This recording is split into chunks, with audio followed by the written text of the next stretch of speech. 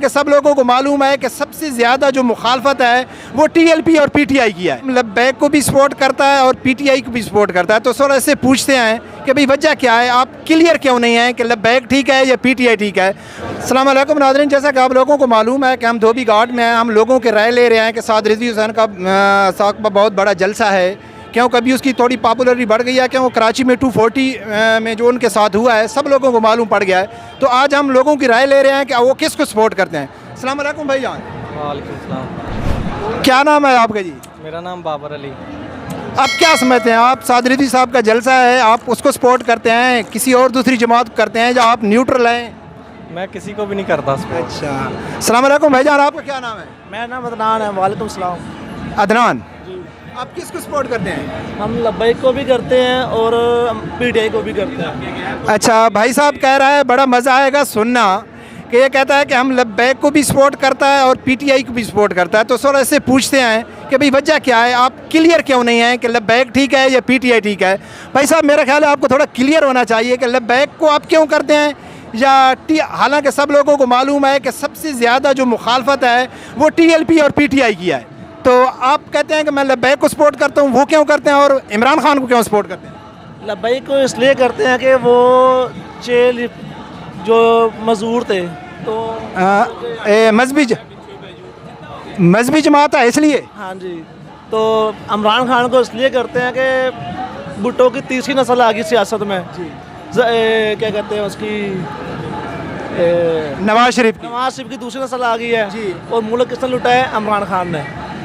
اچھا, یعنی کہ آپ کا بات کرنے کا بھائی کہتا ہے کہ بھائی نواز شریف کی دوسری نسل آ گئی اور بھٹو کی تیسری نسل آ گئی, اس لیے میں نے عمران خان کو ووٹ دیا ہے. یعنی کہ آپ عمران خان کے کام سے یا اس کے عمل سے مطمئن نہیں ہیں, صرف اس لیے دے رہے ہیں کہ وہ ایک نیا ہے اس لیے دے رہے ہیں. نیا آ رہا ہے اور صحیح بات کرتا ہے. اس نے یونیورسٹیوں میں قرآن کھول دیا ہے, مثلا کہ یونیورسٹیوں میں قرآن کا مثلا کہ بات شروع کر دی ہے. اچھا نا, میرا مقصد ہے کہ آپ تھوڑا کلیئر بتائیں کون کون سی عادت یا کون کون سا کام عمران خان کا اچھا ہے جو آپ کو مجبور کرتا ہے عمران خان کو سپورٹ کرنے کے لیے.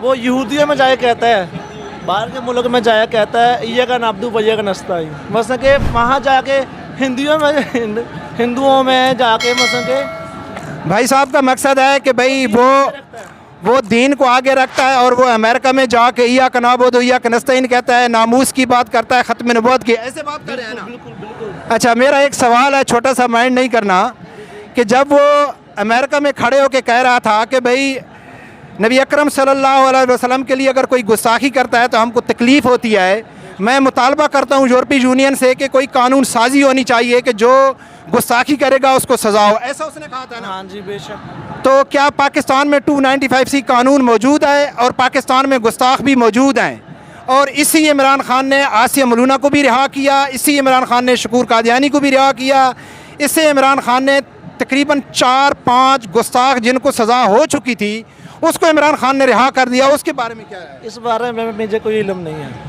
اچھا, اس کے بارے میں اس بھائی کو علم نہیں ہے. گستاخہ جب رہا ہوئی تو پورا پاکستان جام ہو گیا تھا, یہی ٹی ایل پی والے فرسٹ میں آئے تھے اور انہوں نے پورا پاکستان جام کیا. عمران خان نے بی بی سی میں بیٹھ کے یہ تسلیم کیا تھا کہ ہم نے اس کو رہا کیا ہے. لیکن یہ بھائی جان کہتا ہے کہ میرے کو عمران خان کی اچھی باتوں کا معلوم ہے لیکن اس کی بری باتوں کا معلوم نہیں ہے. چلو, آپ کیا سمجھتے ہیں, میں جو بات کیا غلط کیا؟ نہیں, کوئی غلط نہیں کیا, پر مجھے اس بارے میں علم نہیں ہے. اچھا, میرے خیال میں آپ کو اچھا, یہ بھائی صاحب کہتا ہے کچھ بھی ہو جائے میں نے پی ٹی آئی کو چینج نہیں کرنا ہے, ٹھیک ہے نا.